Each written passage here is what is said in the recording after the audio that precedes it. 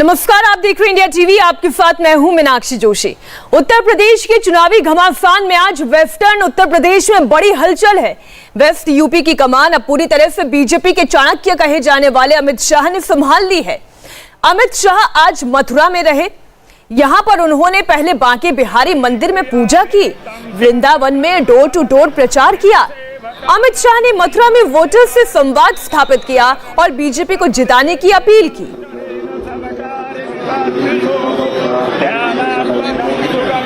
अमित शाह का focus clear है। उन्होंने एक और योगी सरकार के काम गिनाए तो दूसरी ओर अखिलेश यादव पर अटैक किया। अमित शाह ने कहा कि योगी सरकार जब माफियाओं पर एक्शन लेती है तो अखिलेश यादव को दर्द होता है।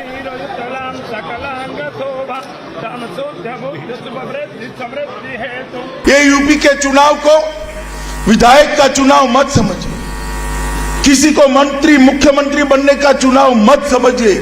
उत्तर प्रदेश का चुनाव आने वाले देश में भारत के भाग्य का निर्णय करने वाला चुनाव, क्योंकि देश के सबसे बड़ा सूबा है। 22 करोड़ से ज्यादा मतदाता अगर विकसित नहीं होता है प्रदेश तो देश का विकास भी पिछड़ा है। यहां पर कानून का शासन करने लगाने का काम भारतीय जनता पार्टी की सरकार ने। और अखिलेश बाबू, आप कानून और व्यवस्था का सवाल उठाते हो, जरा चुल्लू भर पानी में डूब मरो, आपको बोलने का कोई अधिकार नहीं। मैं आंकड़े लेकर आया हूं। अखिलेश बाबू, मैं आपको कहना चाहता हूं, मां बहन मायावती जी, मैं आपको कहना चाहता हूं, कल मेरी बात का सार्वजनिक जवाब दीजिए। अखिलेश बाबू के शासन से भारतीय जनता पार्टी के शासन में डकैती में 70% कमी हुई है। कितनी हुई है भाई? तो आपने दूसरी बार मोदी जी को वोट दिया? पूर्ण बहुमत की सरकार बनाई। हमें हमेशा कहते थे, अखिलेश जी हमेशा कहते थे कि मंदिर वहीं बनाएंगे मगर तिथि नहीं बताएंगे। अखिलेश जी, भूमि पूजन हो गया है, आपको निमंत्रण है, आप भी आ जाना जब दशा चलती। तो बीजेपी का फॉर्मूला तो साफ समझ में आता है। संस्कृति की बात करना, राम मंदिर की बात करना, काशी कॉरिडोर की बात करना, विकास की बात के साथ साथ अखिलेश यादव की सरकार के दौरान गुंडा राज को बार बार जनता को याद दिलाना। इधर समाजवादी पार्टी ने भी अपनी तरकश के सारे तीर छोड़ रखे हैं। 4 बेहद खास मेहमान हमारे साथ जुड़े हुए हैं। भारतीय जनता पार्टी के सांसद भी और प्रवक्ता भी सुब्रत पाठक हमारे साथ जुड़ गए हैं। सर, स्वागत है आपका। समाजवादी पार्टी की ओर से प्रवक्ता विजय राठी हमारे साथ हैं, आपका भी स्वागत है। वीएचपी की ओर से प्रवक्ता विजय शंकर तिवारी हमारे साथ मौजूद हैं और बीएसपी की ओर से प्रवक्ता फैजान खान जी हमारे साथ शामिल हैं इस चर्चा में। आप चारों ही मेहमानों का बहुत स्वागत करती हूं। सबसे पहले सुब्रत पाठक जी, हरे रामा हरे कृष्णा करते करते आप सत्ता के शीर्ष तक का रास्ता तय करना चाहते हैं?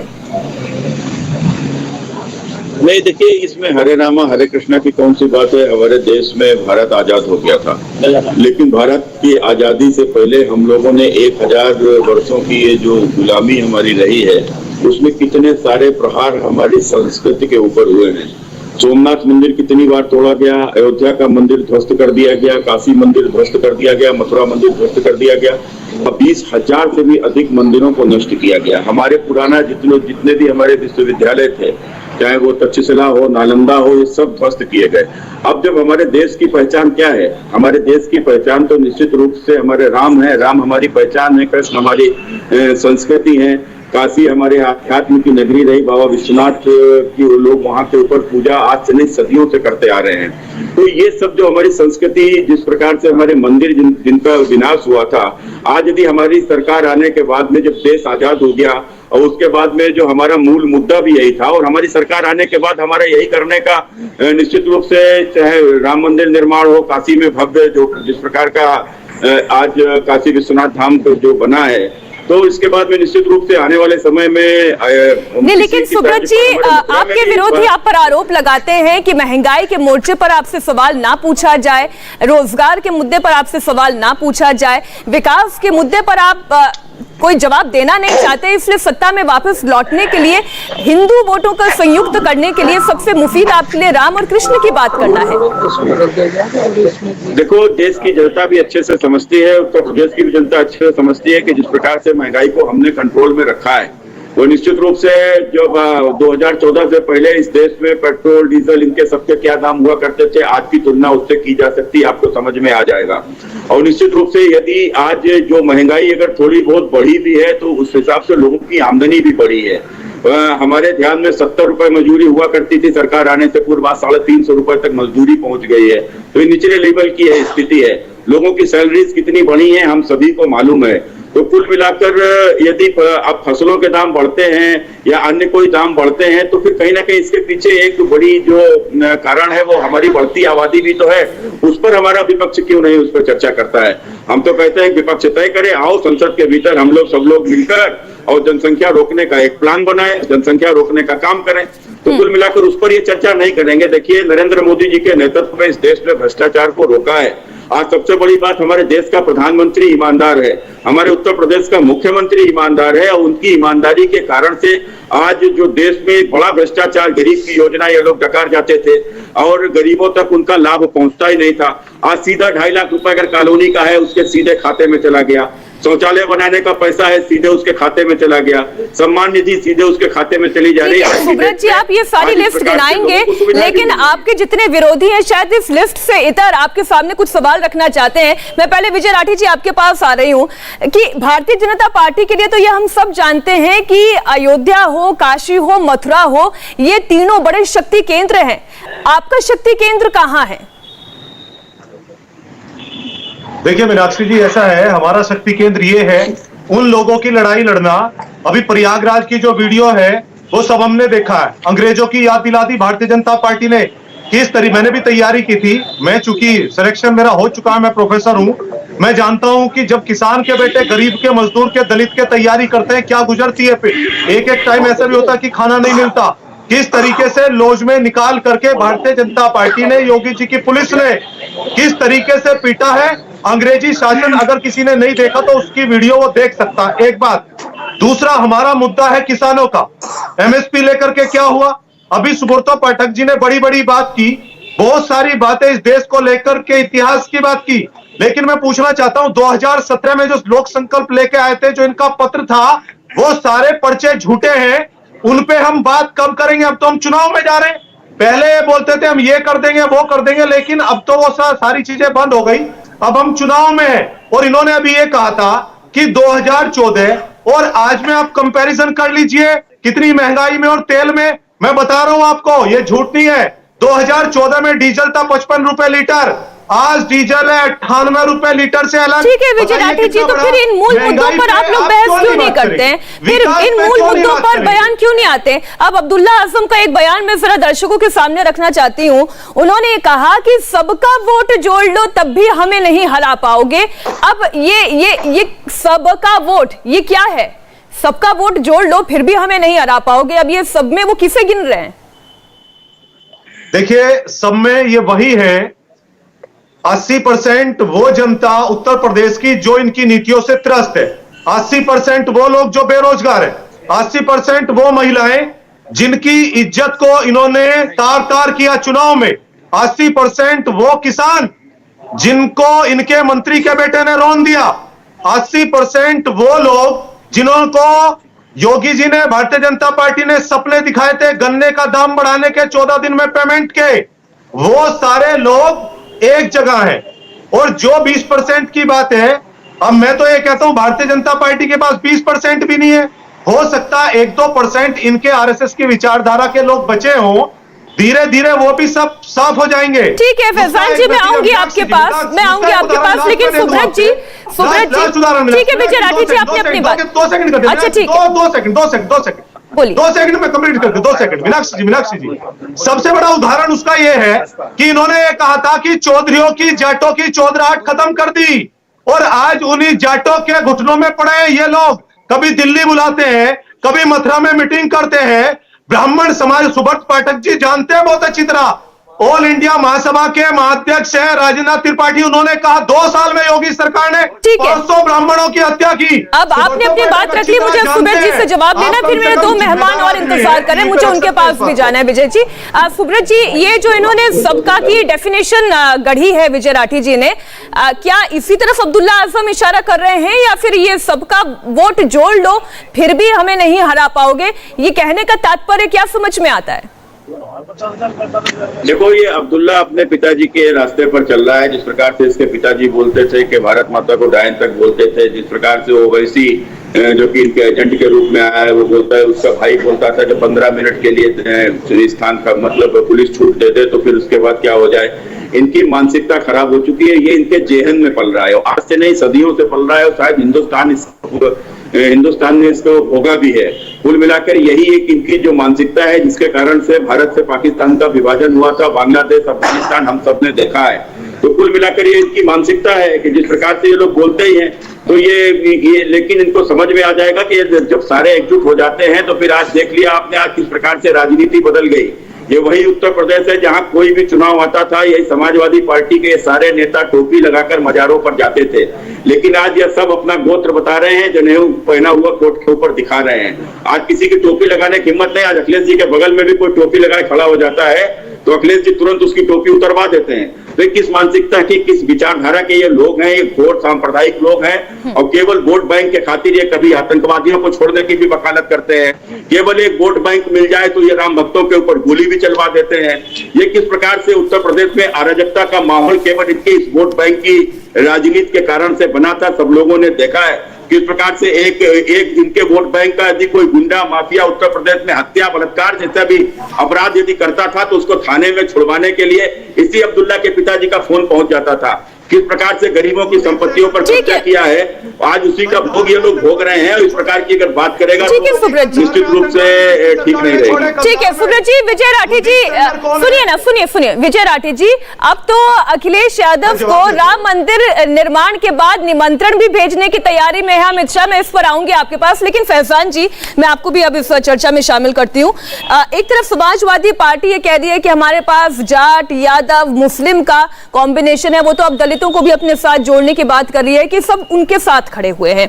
बीजेपी के इतने बड़े नेता देश के गृह मंत्री डोर टू डोर पर्चा बांट रहे हैं, कैंपेन कर रहे हैं, वृंदावन की गलियों में हम वो तस्वीरें दिखा रहे हैं।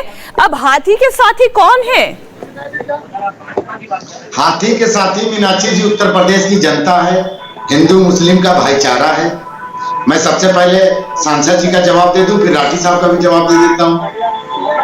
आपने देखा एक पार्लियामेंट के मेंबर चोर पाठक जी हैं हमारे, पर इन्होंने जिस पार्लियामेंट जिसे मंदिर कहा जाता है लोकतंत्र का, वहां बैठ के एक विषय भी या एक शब्द भी इन्होंने देश या प्रदेश की जनता के हित के बारे में नहीं बोला। इन्होंने स्टार्टिंग की राम जी से, फिर उसके बाद कृष्ण जी के, जिनको मीनाक्षी जी आपने भी टोका। आस्था मीनाक्षी जी आप भी घर पे जाती हैं, पर आप जब अपने काम पे आइए तो जाहिर सी बात है आप वो विषय बात करेंगी जो जनता के मूल विषय है। मैं भी अपने मस्जिद में जाता हूं, मैं भी अल्लाह करके आया, बाहर आया। ये अल्लाह अल्लाह करके और राम राम करके हम किसका भला कर रहे हैं? ये तो हम अपने पर्सनल लेवल का आस्था है। अच्छा फैजान जी एक बात बताइए, राम राम तो बीजेपी कर रही है, ये अल्लाह अल्लाह कौन कर रहा है? अल्लाह अल्लाह जिस तरह से बीजेपी के कट्टरपंथ में लोग हैं, उसी तरीके से अल्लाह अल्लाह करने वाले ओवैसी साहब अब कुछ समाजवादी पार्टी में है जो तुष्टिकरण ध्रुवीकरण करते हैं। साफ बात है। अच्छा वो जो अब्दुल्ला आजम कह रहे थे, सर सुनिए ना फैजान जी, वो जो अब्दुल्ला आजम कह रहे थे कि सबका वोट जोड़ लो तब भी हमें नहीं हरा पाओगे, उसका मतलब आप क्या समझे? देखिए अब्दुल्ला आजम साहब या आजम खान साहब के दिल लग, उसी तरीके से भारतीय जनता पार्टी के दिल लग गए। जो लोग भी इस हिंदुस्तान में हिंदू मुस्लिम करके जाएंगे, वो एक सीमा थी जो पूरी हो चुकी है। वो होता है ना मटके जो है पूरा पानी लबालब भर चुका है हिंदू मुस्लिम से, अब उस पर और डालोगे भैया सांसद जी तो वो बाहर आएगा, वो लोगों के समझ के परे है। और राठी साहब अभी भी आपको सावधानी बरतिए और अखिलेश यादव जी को समझाइए कि इस गलतफहमी में ना जिए। उनके पास ना दलित वोट तो जिंदगी में नहीं आ सकता है, क्योंकि आपने आरक्षण का बिल फाड़ा था पार्लियामेंट में, याद होगा विजय राठी जी। ब्राह्मण वोट आपके पास आ नहीं सकता है, ना भारतीय जनता पार्टी के पास जाएगा। उन्होंने 500 से ज्यादा कत्ल कर दिए, इनकाउंटर कर दिए। अब रही बात पिछड़ा वर्ग भी भारतीय समाजवादी पार्टी के पास है, एक वोट बैंक उनके पास बचा है। खासतौर से वही हाल बीजेपी का, एक वोट बैंक, एक ही जाति के लोग बचे हुए, इनके पास समाज है कहां? सारे लोग बहुजन समाज पार्टी के साथ आ गए। इसका सीधा लेकिन सुनिए ना, देखिए एक काउंटर क्वेश्चन का सवाल का मौका मुझे दीजिए फैजान जी। पिछली बार मथुरा की, सुनिए ना फैजान जी, सबके हलचल मच गई है, सबका इक्वेशन बिगड़ गया है, सबका इक्वेशन बिगड़ गया है, इक्वेशन बिगड़ गया। लेकिन फैजान जी, मैं आपसे ये समझना चाह रही हूँ, देखिए आपने डंके की चोट पर ये कहा और दिल खोलकर कहा कि इक्वेशन बिगाड़ दिया है और आप लोगों की पार्टी ने इक्वेशन बिगाड़ा है। पिछली मर्तबा 2017 का जो रिजल्ट रहा, मथुरा की 5 सीटों में से केवल 1 सीट आपके पास आई थी, माठ। और इस बार तो समाजवादी पार्टी और बीजेपी दोनों ही पूरे ताकत के साथ मैदान में हैं। कहीं ऐसा ना हो कि वो एक इकलौती सीट भी खिसक जाए। मीनाक्षी जी, इसमें सुधार कर दूं, दोनों पूरी ताकत के साथ नहीं है, दोनों एक साथ है। भारतीय जनता पार्टी के पर्यवाची है समाजवादी पार्टी। अगर समाजवादी ये तो नई परिभाषा आपने कर दी है। तो आप ये तुष्टिकरण की राजनीति नहीं बना पाती हिंदुस्तान में, उत्तर प्रदेश में। बहुजन समाज पार्टी एक ऐसी पार्टी है, आदरणीय बहन कुमारी मायावती जी, जो हिंदू मुस्लिम भाईचारे की बात करती है, संविधान की बात करती है, आरक्षण की बात करती है। दोनों पार्टी आरक्षण विरोधी है। मीनाक्षी जी, डेटा आपके पास भी है, जनता सब कुछ समझ रही है और इस बार इन दोनों को मजा चखा देगी। और 10 तारीख को आप देखिएगा मीनाक्षी जी, जो आप दोनों को टक्कर दिखा रही है, दोनों एक साथ खड़े दिखेंगे। अब बहुजन समाज पार्टी पूर्ण बहुमत के साथ अकेले खड़ी दिखेगी। चलिए ठीक है, वो तो वक्त बताएगा, अभी उसके लिए बहुत जल्दी हो जाएगी। विजय शंकर तिवारी जी, अब मैं आपको भी इसमें शामिल कर रही हूँ चर्चा में। राम मंदिर के आंदोलन से लेकर कृष्ण मंदिर की बनाने की मांग करना, इस पूरी घटना में बहुत सा पानी गंगा में बह चुका है।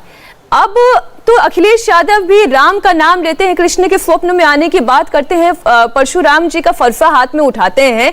आपको लगता है कि जिस राह पर बीजेपी चल पड़ी है, उनको ये लगता है कि संयुक्त हिंदू वोट बैंक वो जुटा लेंगे, ये संभव हो पाएगा? अब तो अखिलेश यादव भी कृष्ण की बात करते हैं, राम की बात करते हैं। देखो मीनाक्षी, बहुत आपने जैसे कहा कि गंगा में बहुत सारा पानी बह गया है। आज सारे देश में सभी प्रदेशों की जो सरकारें हैं, चाहे वो भाजपा की हैं और या दूसरी भी हैं, दूसरे भी आजकल राम राम बोल रहे हैं।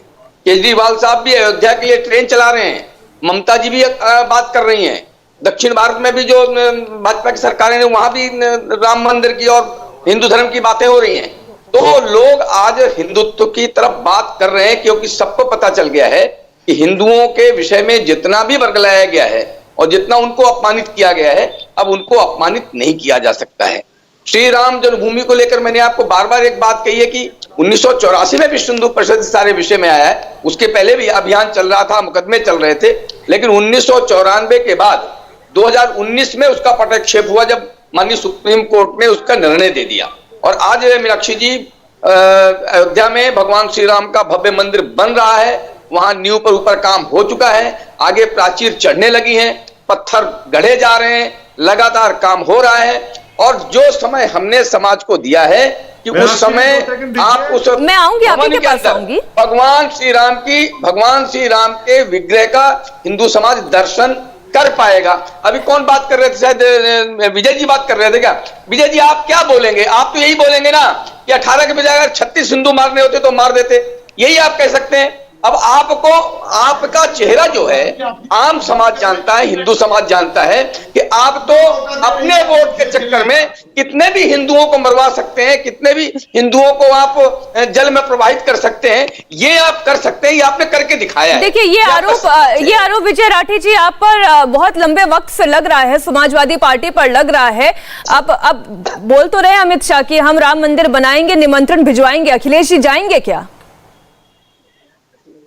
देखिए, इनका एक बहुत ताजा मैं उदाहरण बता देता हूं। जिस तरीके से हमारे जाटों के कंधे पे बंदूक रख के 2013 में इन्होंने चलाई और सत्ता बना ली थी, मैं आपसे बता दूं कि जब तक पश्चिमी उत्तर प्रदेश में ताना बाना था हिंदू मुस्लिम एकता का, भारतीय जनता पार्टी घुस नहीं पाई थी इस क्षेत्र में। इसलिए ये पार्टी कभी नहीं चाहती कि हिंदू मुस्लिम एकता बने, क्योंकि इनकी रोटियां इसी में सिकती है। और ये इतने झूठे हैं कि नाथुराम के मानने वाले, राम के मानने वाले। राम के नाम की आड़ पे इन्होंने 2 करोड़ लोगों को बेरोजगार कर दिया, लोगों पे लाठियां चलाई। सारे बलात्कारी भारतीय जनता पार्टी में ही तो मिलेंगे आपको। लड़कियों को रात के समय जलाया जाता है, राम का नाम लेकर जलाते हैं ये लोग भगवा पहन करके काली चरण जैसे महात्मा गांधी जी को अपशब्द बोलते हैं। ये उन लोगों के अनुयायी हैं। ये वो लोग हैं जिनके मंत्री किसानों के बेटों पर गाड़ी चढ़ा देते हैं राम का नाम लेकर। ये वो लोग हैं जो राम का नाम लेकर दलितों का 21% आरक्षण और पिछड़ों का 27% आरक्षण छीन लिया। ये वो लोग हैं और ये कोई हवा में बातें नहीं है। ठीक है, सुब्रत पाठक जी से मैं जवाब ले लेती हूँ। राम का नाम लेकर कौन कौन से काम आप करते हैं वो विजय राठी जी पूरी लिस्ट गिना रहे हैं। फिर चाहे वो लखीमपुर, एक मिनट विजय जी आपकी बात आ गई है, विजय जी आपकी बात आ गई है। ये सब राम नाम की आड़ में ही तो चल रहा है। ठीक है सुब्रत जी, महंगाई दुगनी, मैं समझ गई। सुब्रत जी से जवाब ले लेते हैं। इनका सीधा आरोप है कि राम का नाम लेकर आप लखीमपुर में किसानों पर गाड़ी चला देते हैं, बहन बेटियों की इज्जत की इन्होंने बात कही कि आप लाशें जला देते हैं। ये तमाम आरोप हैं सुब्रत जी। देखो, इनकी सरकार में एक जो मंत्री जिसके ऊपर बलात्कार का आरोप था और उसके बाद में उनकी पत्नी को इन्होंने टिकट दिया है, लेकिन जब तक इनकी सरकार में थे और जब तक इनकी सरकार रही तब तक उनकी गिरफ्तारी नहीं हुई। ये उस चरित्र के लोग हैं जो अपनी सरकार रहते हुए सफाई में नाच देखा करते थे।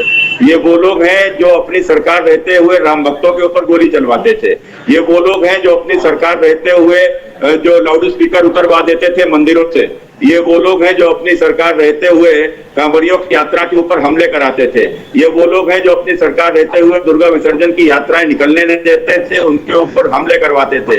ये वो लोग हैं जो उत्तर प्रदेश में जिस प्रकार से 18 लाख लैपटॉप बांटने का दावा करते हैं लेकिन अपनी ही जाति समाज के लोगों को बांट देते थे। ये वो लोग हैं जिन्होंने बेरोजगारी भत्ता देने का वादा किया था लेकिन बारी-बारी से बोलेंगे विजय जी, बारी-बारी से बोलेंगे।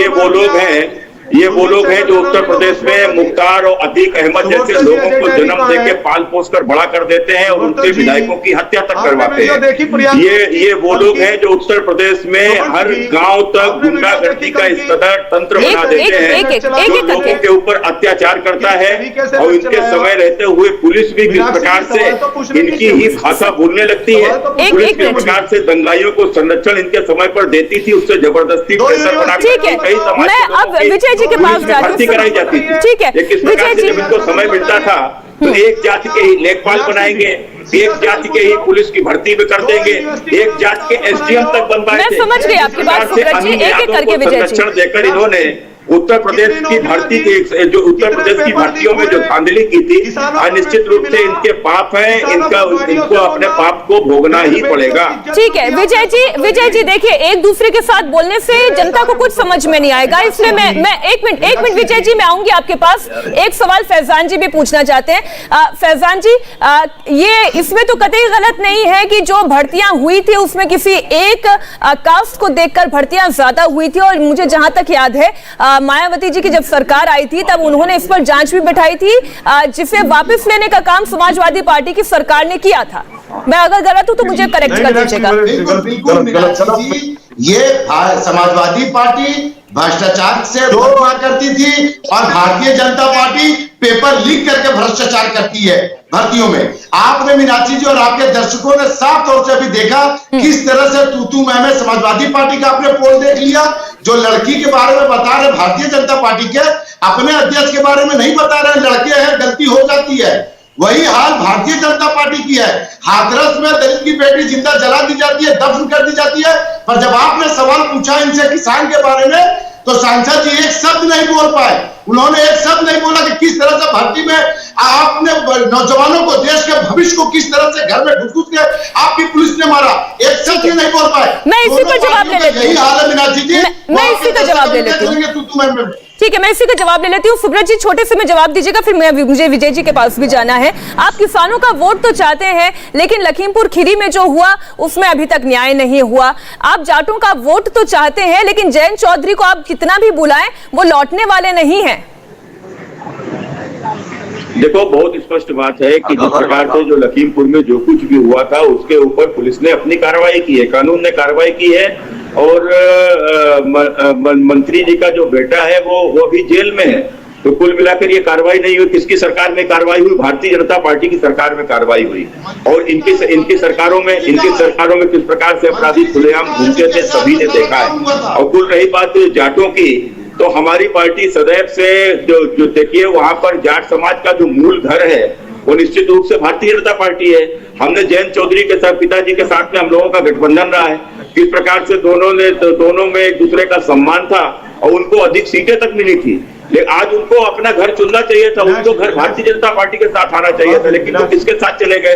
वो उनके साथ चले गए जिन्होंने कवाल में निर्दोष बच्चों की हत्या की थी, जो समाज की बेटियों के साथ छेड़खानी के बाद उनकी हत्या कर दी गई थी। और उसके किस प्रकार से उनके ऊपर मुकदमा भी नहीं उनका लिखने दिया जा रहा था। किस प्रकार से उन दंगाइयों को संरक्षण इनकी समाजवादी सरकार में ही मिला हुआ। ठीक है, मैं समझ गई सुब्रत जी। ऐसे लोग जो अत्याचार करते थे, जिनके राज्य में ना बेटी सुरक्षित थी और ना हमारी गाय सुरक्षित थी, ऐसे लोगों के साथ में यदि उन्होंने गठबंधन किया है तो निश्चित रूप से ये गलत है। विजय जी, अब देखिए बार बार गुंडा राज समाजवादी पार्टी का याद दिलाया जाता है। विजय जी सुनिए ना, अब जो मथुरा से ही एक विधानसभा सीट से आरएलडी के उम्मीदवार हैं, वो खुलेआम हाथ काटने की धमकी दे रहे हैं। अब बताइए, हाथ काटने की धमकी के साथ क्या वोट मिल सकता है? मैं आपका जवाब दे दूं मीनाक्षी जी, उससे पहले सिर्फ 2 सेकंड में सुब्रतो जी का जवाब दे दूं। इन्होंने जाटों से बड़ा प्यार दिखाया है। ये देखिए कि इन्हें जाटों से इतना प्यार था कि इनके खुद के विधायक सांसद कुछ भी नहीं है, उनके पास सरकारी बंगले। सबसे पहले इन्होंने चौधरी अजीत सिंह का घर खाली कराया, और चौधरी अजीत सिंह नहीं, वो राष्ट्रीय चौधरी थे। उसके बाद हाथरस में क्या किया? जयंत चौधरी जी के ऊपर इन्होंने लाठियां बरसाई। इन्होंने चौधरी चरण सिंह के लिए हमने भारत रत्न की मांग की, इन्होंने आज तक नहीं किया। इन्होंने पश्चिम में वादा किया था, जब भी आते हैं चौधरी साहब का नाम लेते हैं, कि उनके नाम पे प्रधानमंत्री जी ने खुद कहा था कि 75 जिलों में चौधरी चरण सिंह के नाम पे कोष बनेगा। 500, 700, 1000 करोड़ का किसी जिले में बना? किसी जिले में नहीं बना। आपके नेता उनकी पुण्यतिथि, जन्म तिथि पे 2 फूल चढ़ाने तक नहीं जाते। सुब्रतो पाठक। अच्छा, आप लोगों ने जयंत चौधरी को क्या डिप्टी सीएम का पद ऑफर किया है? आज आपको डर इस बात का है मीनाक्षी जी, विजय जी, जाट वोट डालता नहीं है, जाट वोट डलवाता भी है। इस बात का डर है इनके प्रत्याशियों को। मैं क्या पूछ रही हूँ विजय जी, जयंत चौधरी जी को आपने डिप्टी सीएम का पद ऑफर किया है क्या? जयंत चौधरी को आपने डिप्टी सीएम का पद ऑफर किया है क्या? देखिए मीनाक्षी जी, 403 सीट पर गठबंधन बड़ी मजबूती से चुनाव लड़ रहा है, उसी पे हमारा फोकस है। उसके बाद क्या होना है क्या नहीं होना है वो राष्ट्रीय नेतृत्व का काम है, वो डिसीजन लेते हैं उसमें। ये सवाल आपका बेबुनियाद है, इसको मैं खारिज करता हूं। नहीं, आरोप आप पर यह लगता है ना, क्योंकि भारतीय जनता पार्टी ये कहती है कि अखिलेश यादव तो जो है वो आजम खान के शिकंजे में है। आजम खान इधर बाहर आए, अखिलेश जी सबको भूल जाएंगे। भारतीय जनता पार्टी का तो मैं बता दूं, ये बोल रहे हैं कि टिकट वितरण में भी गड़बड़ किया। अगर गड़बड़ किया तो भाई हम कमजोर हो जाएंगे, हार जाएंगे। आपको दर्द क्यों हो रहा? इसका मतलब दर्द आपको इसलिए है कि हमने सामाजिक ताना बाना ऐसा बुन दिया कि जिसमें आप फंस गए, अब आप निकल नहीं पाएंगे उससे। आप तो जो जाटों ने खुंटा गाड़ा था, आपको 2014-17 में रह जाओगे अपने झोली थी। चलिए विजय शंकर जी, समाजवादी पार्टी 2022 में, ठीक है विजय शंकर जी, ठीक है विजय शंकर जी, राठी साहब का कहना यह है कि जो सामाजिक ताना बाना इन्होंने बुन लिया है, उससे बीजेपी को दर्द हो रहा है, और ये दर्द इतना बढ़ गया है कि अब जितने आला लीडरान हैं वो खुद सड़कों पर उतर आए हैं। देखो विजय जी, समाजवादी पार्टी के प्रवक्ता हैं, और समाजवादी पार्टी का हिंदू विरोधी चेहरा देश भर में मशहूर है, पूरे उत्तर प्रदेश में मशहूर है। यहाँ तक कि माननीय मुलायम सिंह जी को तो लोग मुल्ला मुलायम के नाम से जानते थे। कांवड़ यात्रा बंद कराने का काम और किसी ने नहीं किया, केवल समाजवादी पार्टी ने किया है। और 2 हत्याएं जितने बड़े परिमाण पर समाजवादी पार्टी के शासन में होती थी, ये किसी से छिपा नहीं है। इसलिए विजय जी कुछ भी कहें, उनका वो प्रवक्ता है, वो अपनी अच्छी बात रखेंगे। लेकिन ये विजय जी तय है कि पूरा समाज, पूरा उत्तर प्रदेश नहीं पूरा देश जानता है कि समाजवादी पार्टी का जो चित्र और चरित्र है वो हिंदू विरोधी है, हिंदू विरोधी था और आगे भी हिंदू विरोधी रहने वाला है। लेकिन विजय शंकर जी, ये लड़ाई, इस चुनावी लड़ाई में ऐसा तो नहीं है कि केवल समाजवादी पार्टी और बीजेपी है, बहुजन समाज पार्टी भी चुनावी मैदान में है, कांग्रेस भी चुनावी मैदान में है। आप सबको सिरे से खारिज कैसे कर देते हैं? मैं कहता हूँ, वो आप बताइए, एक बार जब ये श्री राम जन्मभूमि का ये मुकदमा चल रहा था न्यायालय में, तो चाहे कांग्रेस पार्टी हो, चाहे बसपा हो, चाहे समाजवादी पार्टी हो, मैं वर्षों से इस विमर्श में बैठ रहा हूं मीनाक्षी, कभी भी इन्होंने श्री राम जन्मभूमि को श्री राम जन्मभूमि नहीं बोला, ये हमेशा बाबरी मस्जिद बोलते रहे। विजय शंकर जी, नहीं विजय जी, अब फैजान खान के पास जाना है मुझे। नहीं विजय जी, आपका समय नहीं, ये फैजान जी का समय। विजय शंकर जी अपनी बात पूरी कर लें, फिर मैं फैजान जी के पास जाऊंगी। मैंने बहुत कम शब्दों में बात कर रहा हूं कि देखो इनका चेहरा, कांग्रेस ने तो अपने कितने वकील उतार दिए श्री राम जन्मभूमि के विपक्ष में। श्री राम जन्मभूमि उनकी कभी बात कर लो तो रोजगार केंद्र है। कभी अच्छा लगेगा विजय शंकर जी। विजय शंकर जी, कभी बेरोजगारी पे भी बात कर लो, कभी महंगाई पे भी बात कर लीजिए, महिला सुरक्षा सम्मान पे बात कर लीजिए, कभी किसानों पे बात कर लीजिए। सुनिए, मैं आपकी राजनीति पढ़ी मैंने राठी साहब सुन लेते हैं ना, तिवारी साहब को सुन लेते हैं, तिवारी की बात पूरी कर लें। विश्व हिंदू परिषद का प्रवक्ता हूं, मैं केवल अपने विषय पर बात कर रहा हूं। मैंने कोई राजनीतिक टिप्पणी समाजवादी पार्टी पर नहीं की।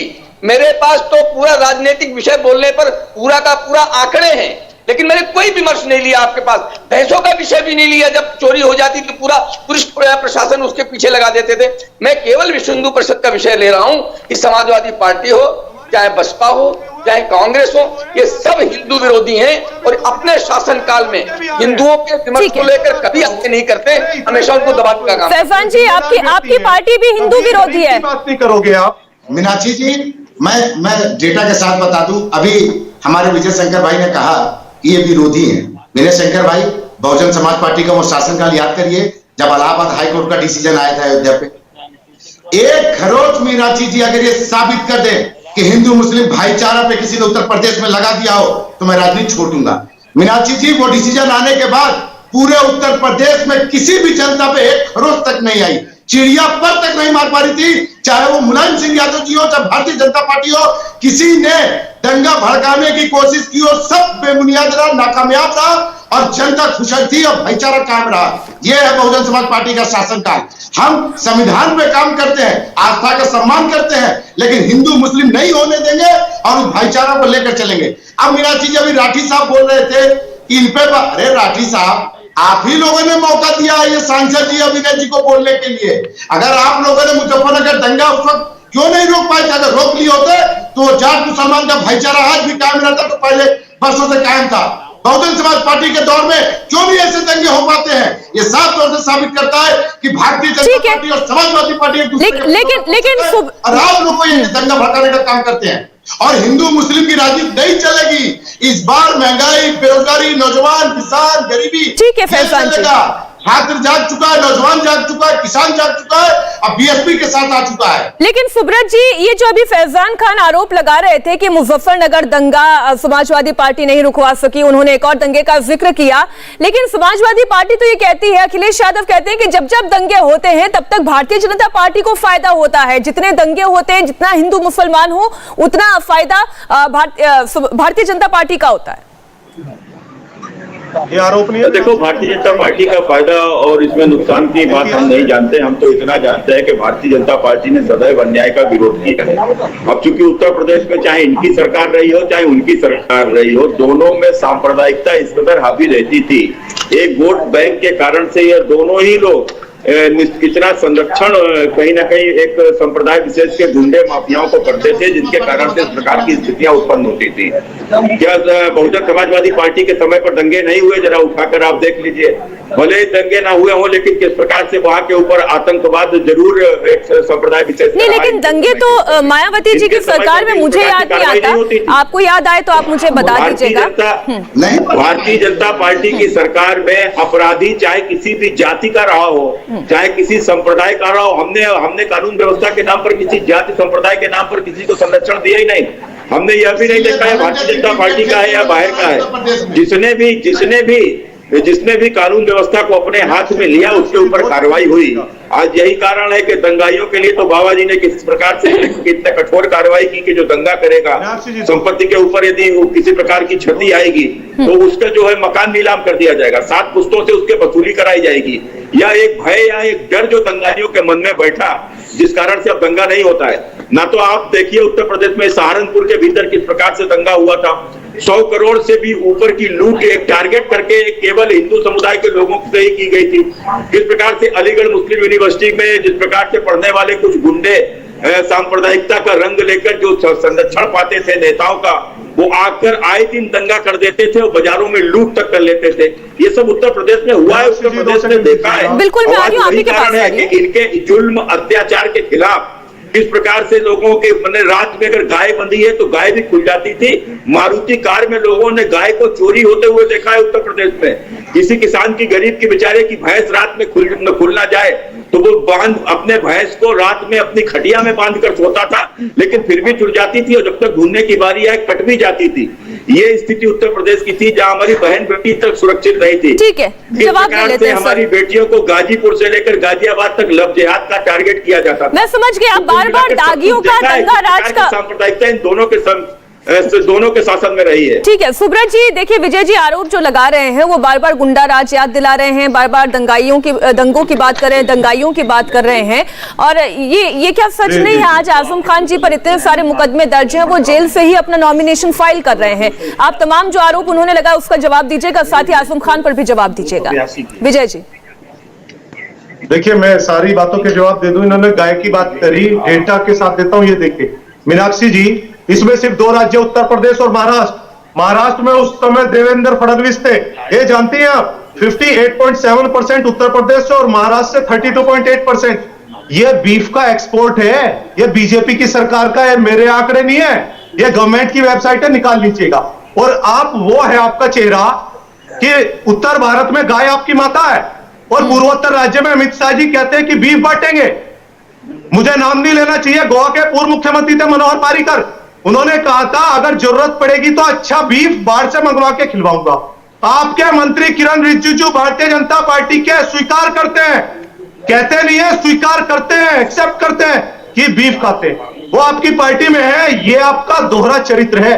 सबसे ज्यादा गाय की मृत्यु राजस्थान में आप ही के बीजेपी की नेता की गौशाला में हुई है, और यही हाल उत्तर प्रदेश में। एक बात।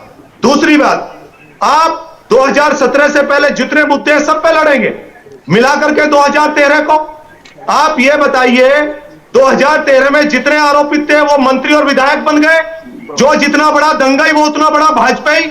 और इतिहास नहीं है इस बात का, गुजरात से, असम से और उत्तर प्रदेश से अगर दंगे होते हैं तो भारतीय जनता पार्टी सरकार बनाती है, इसीलिए आपकी दुकान उसी से चलती है। लेकिन सुब्रत पाठक जी, आप ही के समाज का दयामणि द्विवेदी लंबुआ सीट से विधायक है, बीजेपी के विधानसभा में पूछा योगी जी से कि क्या ब्राह्मण को जीने का अधिकार नहीं है उत्तर प्रदेश में? अखिल भारतीय ब्राह्मण महासभा के राजेंद्र त्रिपाठी जी ने कहा 2 साल में 500 ब्राह्मणों की हत्या। ये आपका सबका साथ सबका विकास है? क्या ब्राह्मणों को रहने का अधिकार नहीं है योगी जी की सरकार में? विवेक तिवारी से लेकर के कमलेश तिवारी, अमन वाजपेयी, ये वो नाम है जिनको योगी जी ने और योगी जी की पुलिस ने सरेआम मार दिया। आप चुप क्यों हैं सुब्रतो जी? ठीक है, मैं अब इसको जवाब ले लेती हूँ। मैं इसको जवाब ले लेती हूँ। विजय शंकर तिवारी कुछ कहना चाहते हैं। ब्राह्मणों का जीना दूभर हो गया है क्या योगी राज में? ठीक है विजय राठी जी। विजय शंकर जी, क्या ब्राह्मणों का जीना दूभर हो गया है योगी राज में? मीनाक्षी, कितना ये कुछ भी बोल रहे हैं, कितना गंभीर विषय भी ये हवा में उड़ा रहे हैं। कमलेश तिवारी को किसने मारा भाई? कमलेश तिवारी को जिहादियों ने मारा। इसको विजय जी कहां ले गए? यानी किस प्रकार से ये राजनीति करते हैं, ये आप देख लीजिए कि जिनको जिहादी मारते हैं, जिहादियों को बचाने के लिए ये किस प्रकार के प्रपंच रचते हैं, किस प्रकार के झूठे आंकड़े देते हैं। ये आपके सामने आ गया। कमलेश तिवारी को जिहादियों ने मारा, ये सबको पता है, लेकिन इनको हमारे विजय जी को पता है कि वे पुलिस ने मारा। तो मैं केवल इतने बताना चाह रहा था कि इनके आंकड़ों में कितनी बड़ी सच्चाई है, ये जनता को समझ में आ जाए। ठीक है, अब विजय राठी जी, मेरे सवाल को तो आप खा गए। आजम खान जी पर आपने कुछ नहीं बोला। आजम खान जो है जेल से वो पर्चा भर रहे हैं। आज उनके पूरे नॉमिनेशन फाइल होने के बाद जो केसेस की लिस्ट हमने देखी, मेरा तो गला सूख जाएगा अगर मैं खाली केसेस के नाम लेने शुरू कर दूं। अब्दुल्ला आजम जो हैं वो कह रहे हैं कि सब एक साथ हो जाओ तब भी आप हमें हरा नहीं सकते। वो पता नहीं सब में किसको गिन रहे हैं, ये आपने मुझे नहीं बताया, तो जरा इस पर भी रोशनी डालें। मैंने आपको एक चीज बताई थी जी, लेकिन सबका अपना अपना परसेप्शन है। भारतीय जनता पार्टी को क्या निकालना उसमें से देखिए, उसे ना मैं रोक सकता हूं ना आप रोक सकती है। ये धर्म का चश्मा लगाएंगे हर चीज में। हम लोग साथ खड़े हैं बेरोजगारों के, महंगाई के साथ खड़े हैं। जो लड़के इलाहाबाद में पिटे हैं, तैयारी कर रहे हैं प्रयागराज में, हम उनके साथ खड़े हैं। हम टीटी वालों के साथ खड़े हैं जिनके सारे पेपर लीक हो गए। हम अनुदेशकों के साथ खड़े हैं। हम पुरानी पेंशन लेकर सरकारी कर्मचारियों के साथ खड़े हैं। हम किसानों को जो शहीद हुए 700 उनको 25 लाख रुपए मुआवजा देंगे, उनके साथ खड़े हैं। फैजान खान कुछ कहना चाहते हो? फैजान खान जी बोलिए, फैजान जी बोलिए। पूछना चाहता हूँ, ये राठी साहब इतनी बड़ी बातें करें बेरोजगारी महंगाई की, ये अपने राष्ट्रीय अध्यक्ष को क्यों नहीं समझाते हैं? वो तो इस चुनाव में जिन्ना और पाकिस्तान के सहारे खड़े हुए हैं, उनको क्यों नहीं इस जहन में ये सब बातें आती है कि महंगाई बेरोजगारी किसान पे बात करनी है? वो तो जब देखो तब जिन्ना पाकिस्तान पुष्टिकरण की बातें करते हैं। ये राष्ट्रीय अध्यक्ष को क्यों नहीं समझाते अपने विजय राठी साहब? ठीक है, जल्दी से जवाब ले लेते हैं, जल्दी से राठी साहब जवाब दे दें। जिन्ना पाकिस्तान की जरूरत क्या है? कौन लेकर आता है इससे? नहीं देखिए, अभी ये फिर मैं वही बात कह रहा हूं मीनाक्षी जी, जिसको जो सूट करेगा उसको वो उठाना है। हमें चूंकि जनता के मुद्दे पे हम जा रहे हैं, लेकिन भारतीय जनता पार्टी को कैराना, भारतीय जनता पार्टी को सोतीगंज, भारतीय जनता पार्टी को नाहिद, भारतीय जनता पार्टी तो बिना पाकिस्तान के चुनाव लड़ ही नहीं पाएगी।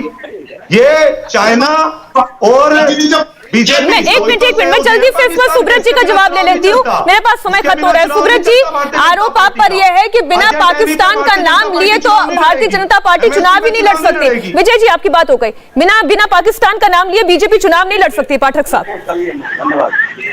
उत्तर प्रदेश 2022 में सबसे पहले किसने नाम जिन्ना का लिया? उत्तर प्रदेश 2022 के चुनाव में पाकिस्तान को कौन लेकर आया? अखिलेश यादव। ये क्यों लेकर आए? इन्होंने क्या बयान दिया कि पाकिस्तान से राजनीतिक हमारा विरोध है, चीन हमारा सबसे बड़ा। राठी जी जरा एक मिनट शांत हो जाइए। इन्होंने राठी जी देखिए आप हाईजैक करने की कोशिश करते हैं, जिसकी बारी हो वही बोले। वो ठीक है, चीन हमारा सबसे बड़ा दुश्मन है, पाकिस्तान से हमारा राजनीतिक विरोध है। अब क्या पाकिस्तान से हमारा राजनीतिक विरोध है? वो पाकिस्तान जिसने विभाजन के समय पर लाखों की तादाद में हिंदुओं को काटकर ट्रेन में भरकर यहाँ के ऊपर भेज दिया हो, उस पाकिस्तान से हमारा राजनीतिक विरोध है। जिस पाकिस्तान में आजादी के समय 27% हिंदू था, आज वहाँ के ऊपर हिंदू लगभग समाप्त कर दिया गया। वह पाकिस्तान जो हमारी बहन बेटियों को 14-15 साल की उम्र में वहाँ के ऊपर इस्लामिक लोग उनको उठाकर किस प्रकार से उनका निकाह दूसरे धर्म में करवाकर उनका धर्म परिवर्तन करा देते हैं, उनसे हमारा राजनीतिक विरोध है। वो पाकिस्तान जो अपने जिहादी। सुब्रत जी मेरे पास माफ कीजिए समय इतना ही था, मेरे पास माफ कीजिए समय इतना ही था। सुब्रत जी आपका, विजय जी आपका, फैजान जी, विजय शंकर जी आपका बहुत बहुत धन्यवाद हमारे साथ जुड़ने के लिए, इस चर्चा में शामिल होने के लिए। इंडिया टीवी हर वक्त हर जगह डाउनलोड करने के लिए सर्च करें India TV news Google play store या ऐप स्टोर पर।